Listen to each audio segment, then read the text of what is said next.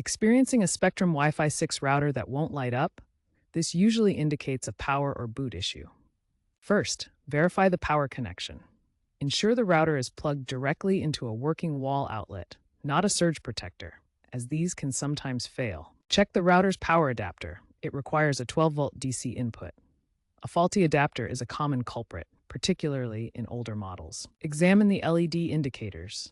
Typically, there's a power LED, solid white or green, an internet LED blinking during connection, and Wi-Fi LEDs indicating 2.5 GHz bands. If the power LED is off, the unit isn't receiving power. Try a different outlet to rule out electrical issues. If problems persist even after checking power, move on to boot checks and attempt a factory reset, holding the reset button for 10 to 15 seconds while the router is powered on. Note that in 2025, many users are encountering this issue due to power grid instability after hurricanes or other natural disasters, so Spectrum is offering free router swaps in some affected areas.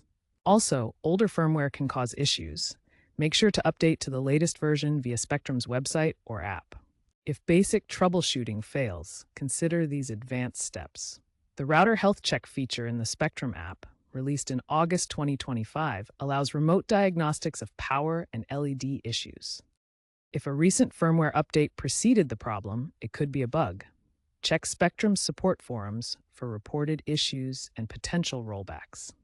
For persistent problems, contacting Spectrum support is recommended. AI-driven diagnostics have reduced hardware failure resolution times to around 12 hours.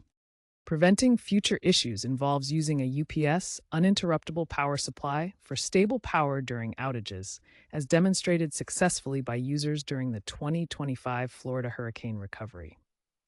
Regularly update the router's firmware, which includes essential fixes and security enhancements. Experts predict that by 2026, AI diagnostics will significantly reduce repair calls. However, be aware of the rising e-waste issues with routers and consider repairing instead of replacing when possible. You can also attempt to find a replacement power adapter, costing around $20, as that has resolved the issue for many people and is typically the root of the problem, with roughly 70% of these failures due to faulty hardware.